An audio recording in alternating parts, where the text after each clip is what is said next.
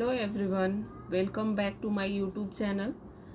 आज हम लोग क्लास 9th का तुम कब जाओगे अतिथि, यह एक पाठ है जिसको शरद जोशी जी ने लिखा है। उसका एक्सप्लेन करेंगे, यानी कि उसकी व्याख्या करेंगे।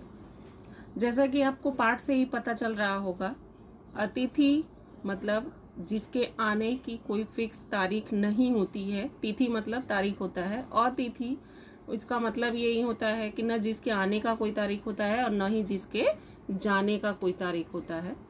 इस पाठ के लेखक हैं शरद जोशी जी, जो कि एक हास्य व्यंग कवि भी कह सकते हैं, हास्य व्यंग उपन्यासकार, लेख, और इन्होंने बहुत सी जो धारावाहिक है सीरियल, उसकी बहुत सारी पटकथाएं और संवाद भी लिखे हैं।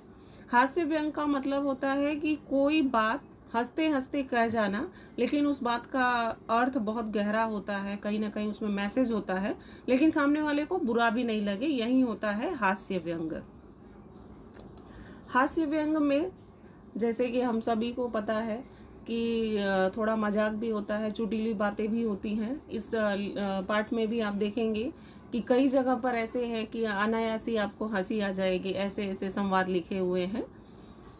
अतिथि देवो भव, भारत की जो सभ्यता और संस्कृति है उसमें यही कहा जाता है कि जो अतिथि यानी मेहमान होते हैं वो देवता के समान होते हैं, और हमेशा उनका स्वागत सत्कार जैसे हम देवता का करते हैं उस तरीके से करेंगे। लेकिन इस पाठ में ऐसा नहीं है, यह पाठ उससे अलग है। तो चलिए अभी अपने मुख्य पाठ पर आते हैं। जैसे ही पाठ स्टार्ट होता है, इसमें यही लेखक कहते हैं कि आज तुम्हारे आगमन के चतुर्थ दिवस पर यह प्रश्न बार बार मन में घुमड़ रहा है कि तुम कब जाओगे अतिथि। इसका मतलब यह हुआ कि जो मेहमान हैं वो लेखक के घर पे आए हुए उनको 4 दिन बीत गए हैं। अभी आप खुद सोचिए कि अगर मेहमान आए हैं और वो 4 दिन, 5 दिन, 6 दिन, 7 दिन ऐसे अगर दिन बीतता चला जाए तो वो मेहमान तो नहीं रह जाते हैं, और कहीं ना कहीं जो घर वालों का व्यवहार होता है उसमें काफ़ी परिवर्तन हो जाएगा। पहले दिन कैसा रहे, दूसरे दिन कैसा, उस सब में काफ़ी अंतर होता है। और बच्चों को भी बहुत सारी चीज़ें सिखाई जाती हैं कि हाँ भाई आपको ऐसे व्यवहार करना है, मेहमान के आने पर ऐसे रहना है, अगर 2 भाई बहन हैं तो झगड़े लड़ाई नहीं करने हैं, घर के सामान अच्छे से व्यवस्थित रखिएगा। लेकिन बच्चे भी भाई, आजकल के तो बच्चे भी एकदम महान ही हैं, कह सकते हैं कि एकदम मौके का फ़ायदा उठाना है। अगर माता पिता ने कह दिया है कि तुम्हें जिद नहीं करनी है, कुछ मारपीट नहीं करना है, झगड़ा लड़ाई नहीं करना है, तो बच्चों का भी दिमाग तुरंत चलता है और उन्हें पता होता है कि आने तो भाई मेहमान को देख लेते हैं।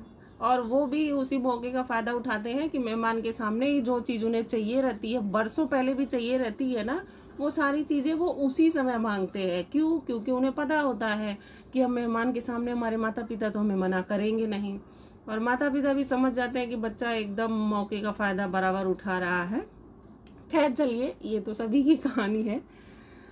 लेखक जो थे वो अतिथि से बहुत परेशान हो चुके थे। 4 दिन वैसे ही बीत चुके थे, वो सोच रहे थे कि कब ये जाएंगे, कब ये जाएंगे, लेकिन ऐसा कुछ हो नहीं रहा था। और लेखक के जो घर पे कैलेंडर लगा हुआ था उसके पन्ने फड़फड़ा रहे थे। लेखक बार बार उसको देख रहे थे, तारीखें देख रहे थे, ये सोच रहे थे कि कितना दिन हो गया इनको आके, कौन सी तारीख को आए थे, कब जाएंगे। और लेखक भी देख रहे हैं कि सिर्फ और सिर्फ कैलेंडर बदली जा रही है, तारीख बदला जा रहा है, लेकिन जो ये अतिथि है वो जाने का नाम नहीं ले रहा है।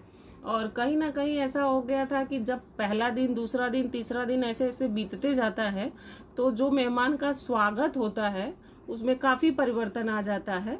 और वहीं लेखक के साथ भी हो रहा था। और लेखक ये सोच रहे थे कि भाई इतना दिन तो जो एस्ट्रोनॉट थे, इतनी लंबी यात्रा करके जो चांद पर गए थे, वो भी वहां उतनी दिन नहीं रुके थे जितने दिन तक तो ये अतिथि इतनी छोटी सी यात्रा करके मेरे घर पर आकर के रुके हुए हैं। और इस तरीके से रुके हुए हैं कि जाने का एकदम नाम ही नहीं ले रहे हैं। और वो लेखक की काफ़ी मिट्टी खोद चुके हैं, अर्थात उन्होंने लेखक की हर तरीके से परेशानी का ये तो डाल दिया है उनको, चाहे उनके पैसे का मुसीबत हो, भाई रहने का भी हो। आजकल का ज़माना ऐसा है, अब पहले के जैसा तो रह नहीं गया है कि बहुत बड़े बड़े सबके घर हैं कि हाँ भाई आके सबके अलग अलग रूम मिले हों। अब किसी के यहाँ पे भी कोई मेहमान आता है तो उसको सबसे पहले तो सोने के लिए एडजस्ट करना पड़ता है, किसका रूम जाएगा, किसको हॉल में सोना पड़ेगा, किसको क्या, वो सारी बहुत सारी चीज़ें होती हैं। लेकिन वो 1-2 दिन के लिए एडजस्ट करना ठीक है, लेकिन अब बहुत लंबे समय तक के लिए करना रहे तो सभी के मन में कहीं ना कहीं खींच उत्पन्न हो जाती है, गुस्सा आने लगता है। तो लेखक वही कह रहे हैं कि भाई तुम्हें और कोई जगह नहीं है, तुम्हें और कोई पुकार नहीं रहा है क्या? क्या तुमने यहीं पे अड्डा गाड़ लिया है एकदम? लेखक के घर पे मेहमान, उसी दिन उनका जो मन था वो एक अज्ञात आशंका कह सकते हैं, एक अनजाने डर से वो धड़क उठा था। और वो भाई कहीं ना कहीं मेहमान आएंगे तो जाहिर सी बात है कि बटुआ यानी पर्स अर्थात पैसे पर इफेक्ट तो पड़ता ही है। अब जो नॉर्मल खाना पीना रहता है उसमें काफ़ी चेंजेस हो जाते हैं, बहुत सारी चीज़ें बदल जाती हैं, खर्चे डबल हो जाते हैं। तो वही लेखक का भी जो बटुआ था वो कांप गया था। लेकिन इसके बावजूद भी जब कोई मेहमान आता है तो जिस तरीके से हम बहुत हंस करके गले मिल के और बहुत अच्छे से उनका स्वागत करते हैं, तो लेखक ने भी वैसा ही किया था। और उनके सम्मान में मेहमान आए हैं तो भाई तरह तरह के एकदम पकवान बनाए गए थे। वो सब चीज़ें उन्हें याद आ रही थी क्योंकि 4 दिन बीत चुका था। तो वो यही सोच रहे थे कि पहले दिन किस तरीके से बना था कि सब्जियों के साथ साथ 2-2 सब्जियां बनी थी, उसके साथ रायता, उसके साथ मीठा, और इन सब में मतलब जैसे अपनी तरफ से ये कोशिश थी कि भाई आज ही ये रुकेंगे और जितना अच्छा से अच्छा इनको खिलाना हो खिला दिया जाए, क्योंकि कल तो ये चले ही जाएंगे और दूसरे दिन भाई मेहमान नवाजी हमारी ख़त्म हो जाएगी। और ये इतनी अच्छी खासी मेहमान नवाजी को अपने मन में याद रखेंगे और यहाँ से चले जाएंगे। और हम भाई मनुष्य का स्वभाव होता है कि अगर नहीं भी मन है तो भी अगर कोई जा रहा है तो कहते हैं अरे अरे रुक जाइए, थोड़े दिन तो और रुक जाइए। लेकिन फिर सामने वाला कहेगा नहीं नहीं मुझे बहुत ज़रूरी काम है, मैं जा रहा हूँ।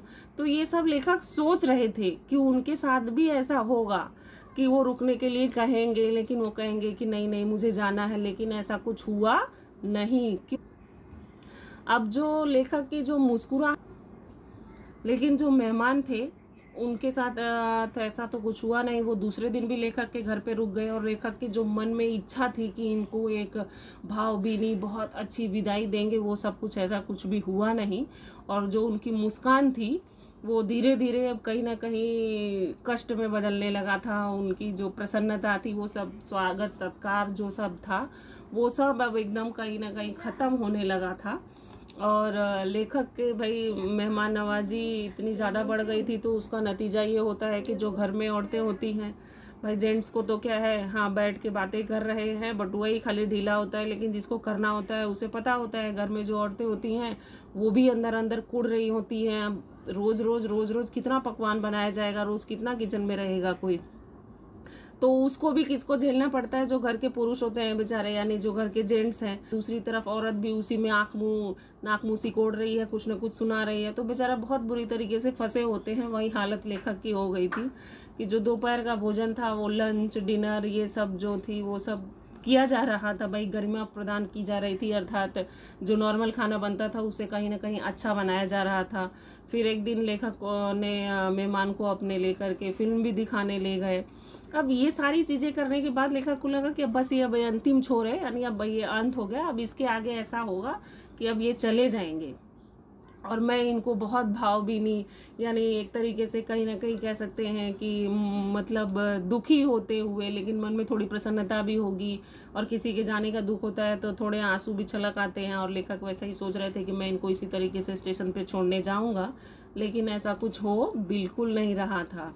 जब तीसरा दिन आया तो लेखक ने सोच लिया था कि आज तो ये पक्का चला ही जाएगा भाई जो भी मेहमान है। लेकिन ऐसा कुछ भी नहीं हुआ। जैसे ही वो मेहमान उठते हैं और कहते हैं कि मैं धोबी को कपड़े देना चाहता हूँ, अब ये बात सुन करके जो लेखक थे उनको एक ऐसा एकदम जैसे कहिए कि आघात लग गया, क्योंकि उन्होंने तो ये सोच रखा था कि आज ये मेहमान कम से कम आज तो चला ही जाएगा।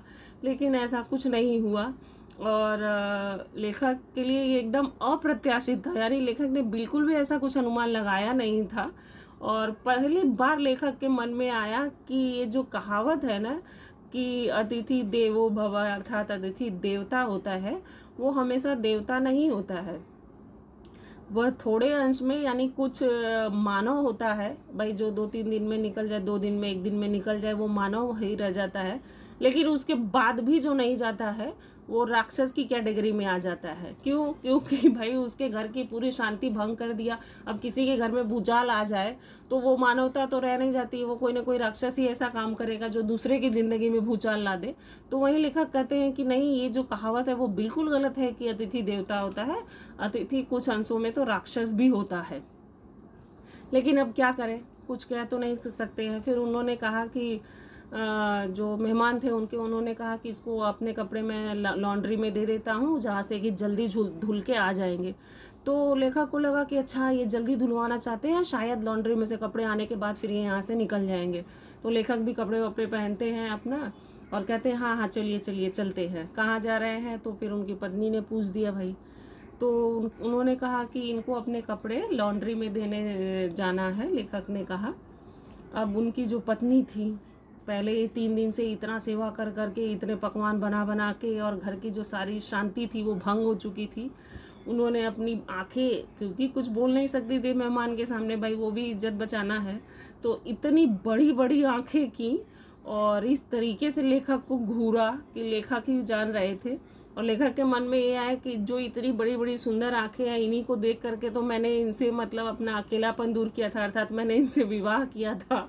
और अब वही जो बड़ी बड़ी आंखें हैं वो मेरे मन को छोटा कर रही, यानी मुझे कहीं ना कहीं ये डरा रही हैं। और उनको ये डर हो गया था कि अगर ये अतिथि और अधिक दिनों तक ठहरा तो इस अतिथि का तो पता नहीं, लेकिन मेरा वैवाहिक जीवन जरूर समाप्त हो जाएगा। तो वही लेखक कह रहे हैं कि अब तुम क्यों नहीं जा रहे हो? लॉन्ड्री पर दिए हुए कपड़े भी धुल के वापस आ गए हैं, और जो तुम सोते हो चादर पर वो भी बदली जा चुकी है। वो जो गंदा था भाई, सलवटें पड़ती हैं, खराब हो जाता है, तो वो सब भी कुछ किया जा चुका है। और जो सबकी मुस्कुराहट थी तुमको देख करके, अब वो धीरे धीरे एकदम फीकी हो गई है, यानी जबरदस्ती बस हंस रहे हैं और तो कुछ कर नहीं सकते हैं, कुछ कह नहीं सकते हैं। तो वही सब हो रहा था। ऐसा लग रहा था कि जैसे एक बॉल है जिसको पूरे रूम में पटक पटक के खेला गया हो और वो चारों कोनों से टकरा करके बीच में आ गई हो, अर्थात वो उतने ही जगह में फिर वहीं पर वापस आ रही हो। लेकिन जो लेखक थे वो बेचारे इतने परेशान हो गए, इतने परेशान, लेकिन उसका असर उनके मेहमान पर कुछ भी नहीं पड़ा। वो कल से लेखक उपन्यास पढ़ रहे थे और फिल्मी पत्रिकाएं पढ़ रहे थे, और भाई जब मेहमान है तो उनके साथ बैठना भी होता है, बातचीत होती है, चर्चा होता है। तो वही लेखक कह रहे थे कि इस मेहमान के साथ कोई टॉपिक नहीं बचा है जिस पे मैंने बात नहीं किया, चाहे वो परिवार की बात हो, चाहे बच्चे की हो, नौकरी की हो, फिल्म की हो, राजनीति हो, रिश्तेदारी हो, तबादले हो, पुराने दोस्त, नए दोस्त, परिवार नियोजन, महंगाई, साहित्य, यहाँ तक कि अपनी पुरानी पुरानी प्रेमिकाओं को भी याद कर लिया। कहने का अर्थ ये है कि उनके पास अब कोई टॉपिक नहीं बचा था, इतना ज़्यादा वो उस मेहमान से बात कर चुके थे। और जो धीरे धीरे जो एक दूसरे में आपस में जो लगाव होता है ना, वो एकदम बोरियत में बदल चुका था। और इतना सब होने के बाद भी मेहमान अगर नहीं जा रहा है तो आप ही सोचिए कि क्या स्थिति हो सकती है। और ऐसा लग रहा था लेखक को कि ये एक अनचाहा ऐसा व्यक्तित्व है जो हम लोगों के पास और हमारे परिवार में आके चिपक गया हो, और जिसको चाहने पर भी ये निकल नहीं रहा है। फिर उनके मन में बार बार यही प्रश्न उठ रहा था कि तुम कब जाओगे अतिथि? और कल पत्नी ने भी धीरे से पूछ लिया था कि कब तक टिकेंगे ये। अब भाई वो भी कहीं ना कहीं ताना ही मार रही थी। लेखक बेचारे भी क्या करें, अब डायरेक्टर तो कोई कुछ कह नहीं सकता है। तो लेखक ने भी कहा कि क्या कह सकता हूँ। तो फिर अब उनकी पत्नी, जो इतना पकवान बना बना के थक चुकी थी, उन्होंने क्या कहा कि अब आज मैं खिचड़ी बना रही हूँ, हल्की रहेगी। तो लेखक ने भी तुरंत कह दिया कि हाँ हाँ ठीक है चलो खिचड़ी ही बना लो। अब क्या भी कह सकते हैं भाई, 4 दिन से इतना पकवान बना के, इतनी सेवा करके, इतना सब करके भी वो पत्नी को कुछ अब कह नहीं सकते हैं, क्योंकि बहुत ज़रूरत से ज़्यादा दिन तक वो मेहमान टिक गए थे। तो वहीं वो लेखक कहते हैं कि जो सत्कार की ऊष्मा होती है, यानी किसी के जो स्वागत की जो अंदर से फीलिंग होती है, और जो मन में उत्साह होता है वो सब अब धीरे धीरे समाप्त हो चुका है। और इस हद तक समाप्त हो चुका है कि जहाँ डिनर बनाया जा रहा था, जहाँ सब्जी, रायते और मिठाई और दो दो तरीके के पकवान बन रहे थे, वो डिनर अब धीरे धीरे खिचड़ी पर आ चुका है। और इसके बावजूद भी अगर ये मेहमान नहीं जा रहा है तो अब आगे जाकर के यही दिन देखना पड़ेगा कि खिचड़ी भी खत्म होके उपवास करना पड़ जाएगा।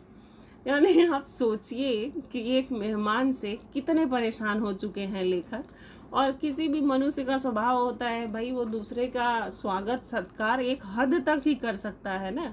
जब एकदम चरम सीमा पर पहुंच जाए कि अब एकदम ये जाने का नाम ही नहीं ले कोई, तो कितना कोई सेवा करेगा, क्या करेगा। कहीं ना कहीं एक दिन ऐसा आएगा कि गुस्से में कोई ये भी कह सकती है उनकी वाइफ कि नहीं मैं आज खाना ही नहीं बनाऊंगी, चलो सब लोग उपवास करेंगे।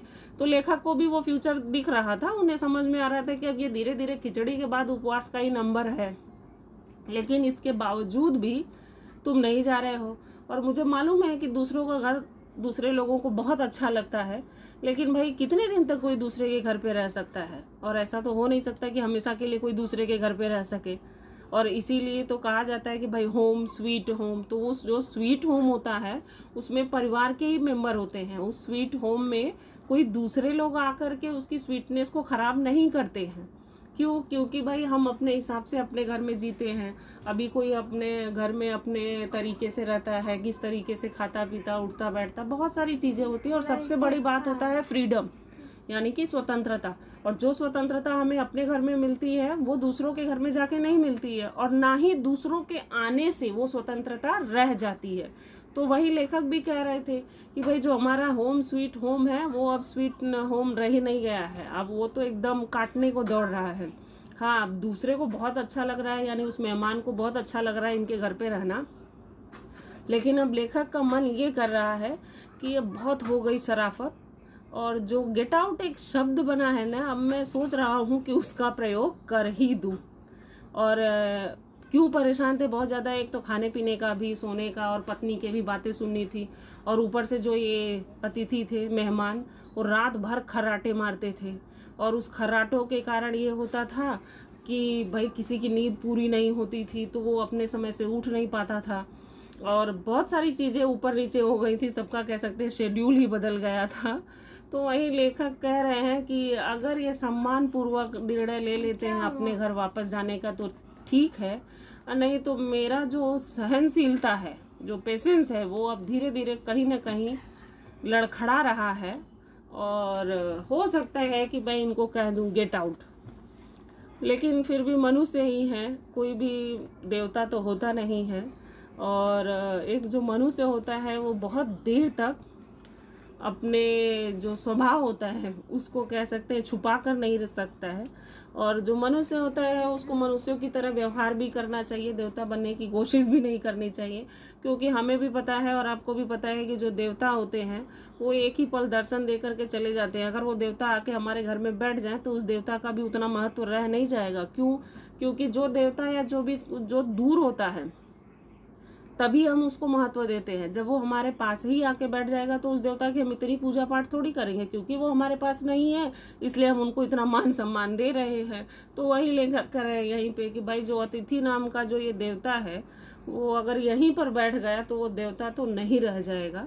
और जब मैं अपनी मनुष्यता पर उतरूँ, अर्थात मैं अपने जो मानव स्वभाव के सही रूप में आऊँ कि तुमको यहाँ से कह दूँ कि गेट आउट, अब यहाँ से चले जाओ, तो उससे पहले और बेटर है कि तुम ही यहाँ से चले जाओ। और वही लेखक कहते हैं कि अतिथि तुम कब जाओगे, अब तो चले जाओ, अब हद हो गई है, अब इसके बाद तो रुकना तुम्हारे संस्कार, तुम्हारे सम्मान के लिए सही नहीं है, और मैं मेरा भी संस्कार कहीं ना कहीं भूल जाऊंगा।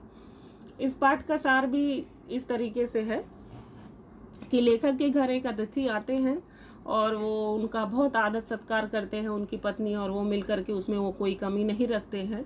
और वो इसलिए भी करते हैं कि भाई 1-2 दिन के लिए हैं और चले जाएंगे, लेकिन ऐसा होता नहीं है।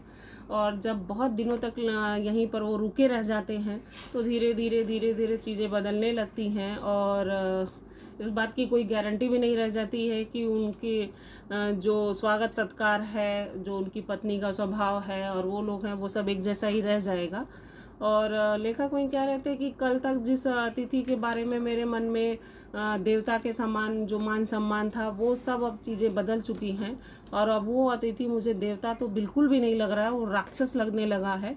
और ये एक व्यंग है, अर्थात इस व्यंग के माध्यम से लेखक ने जो आज के जो निर्लज्जता है लोगों की कि दूसरों के घर पे जाएंगे बिना वजह के, और हाँ भाई अगर काम है, ये नहीं कह सकते हैं कि नहीं जाना चाहिए, काम है तो जाइए, लेकिन एक गरिमा के अनुसार ही चलिए कि उस सामने वाले की भी देखिए कि उसको कोई परेशानी तो नहीं हो रही है हमारी वजह से। बहुत कुछ ज़रूरत है तो अपना काम करिए और वहाँ से चले, ये आखिर में मतलब मेहमान ही बने रहिए। इतना निर्लज्जता पे भी मत उतर जाइए कि उसका जो व्यवहार है, जो आचरण है, वो सब बदल जाए। क्योंकि कोई भी जो व्यक्ति होता है उसको मान सम्मान या जो प्रतिष्ठा दी जाती है वो उसके व्यवहार की वजह से ही दी जाती है। किसी को कोई भी मांग के या जबरदस्ती छीन के मान सम्मान नहीं ले सकता है। जो जैसा व्यवहार करता है वैसा उसे मान सम्मान मिलता है। तो वही वो कहते हैं कि अगर कोई मेहमान बन के दूसरे के घर पे जाता है और थोड़े दिन के लिए रहेगा तो जाहिर सी बात है कि उसका आदर सम्मान काफ़ी अच्छे तरीके से होगा। लेकिन अगर वो बहुत लंबे समय तक के लिए टिक जाएगा तो अपमानित होने के अलावा दूसरा कोई रास्ता नहीं रह जाता है। और लेखक यहाँ पे एक बात भी स्पष्ट कर रहे हैं कि दूसरों के घर में रहकर सत्कार पाना सबको अच्छा लगता है। इसका अर्थ यह नहीं है कि सभी लोग अपना घर छोड़ के दूसरों के घर में ही रहना आराम कर दे, लेकिन लेखक ने यह भी कहा है कि इज्जत मिलने का मतलब यह नहीं है कि इज्जत जहाँ मिले वहाँ पर सिर पर चढ़ जाइए और वहीं पे बैठे ही रह जाइए, कि जाने का नाम ही न लीजिए, क्योंकि इज्जत मांगने वाली चीज़ नहीं होती है। और हमेशा इंसान को सावधानी थोड़ी तो बरतनी ही चाहिए कि कहीं आप किसी वजह से अगर कहे गए हैं तो कम से कम समय में वहाँ से अपना काम करके निकल जाइए। क्योंकि अतिथि द्वारा फूहड़ आचरण इसका मतलब होता है कि अच्छा व्यवहार न करना, तो वो कहीं ना कहीं उसका एक दुष्परिणाम निकलेगा। ये हो सकता है कि भाई वो सामने से आपको कहे कि आप हमारे घर से चले जाइए, तो आप खुद सोचिए कि जिसके घर में कोई मेहमान आया पहले दिन, जिसका इतना आदर सत्कार किया गया, और उसको गेट आउट करके अगर भगाया जाए तो ये कितनी बड़ी विडंबना अपने आप में है। तो यही व्यंग रचना के माध्यम से मेहमान और मेजबान की संयुक्त आचार संहिता को लेखक ने प्रस्तुत किया है कि मेजबान भी तभी तक सामने वाले की मेहमान नवाजी कर सकता है जब तक वो मेहमान बना रहे, लेकिन अगर वो घर का मेंबर बनने की कोशिश करने लगेगा, घर में टिकने की कोशिश करने लगेगा, तो ये पॉसिबल अर्थात ये संभव नहीं होता है। इस पाठ के कुछ कठिन शब्द हैं जिनके अर्थ इस प्रकार हैं। निसंकोच यानी बिना किसी संकोच के, सतत यानी लगातार, आतिथ्य यानी जो आव भगत करते हैं, सेवा करते हैं, अंतरंग घनिष्ठ या एकदम गहरा संबंध, छोर किनारा, आघात चोट, मार्मिक हृदय को छूने वाला, भावभीनी प्रेम से ओतपोत, अप्रत्याशित यानी आकस्मिक जिसकी हम आशा नहीं किए होते हैं, जो अचानक से हो जाता है, सामीप्य निकटता, कोनलो कोनों से, उष्मा गर्मी या ऊर्जा कह सकते हैं, संक्रमण एक स्थिति या अवस्था से दूसरे स्थिति में प्रवेश करना, निर्मूल मूल सहित अर्थात पूरी तरीके से समाप्त होना या फिर एकदम अंत करना, वो होता है निर्मूल, सौहार्द आपस में जो प्रेम व्यवहार मैत्री होता है, गुंजायमान यानी गुंजित होता है, अच्छा लगता है, चहकता रहता है वैसा, एस्ट्रोनॉट अंतरिक्ष के जो यात्री होते हैं। आपको अगर मेरा ये वीडियो पसंद आया हो तो प्लीज़ लाइक, सब्सक्राइब और शेयर करना न भूलें। धन्यवाद।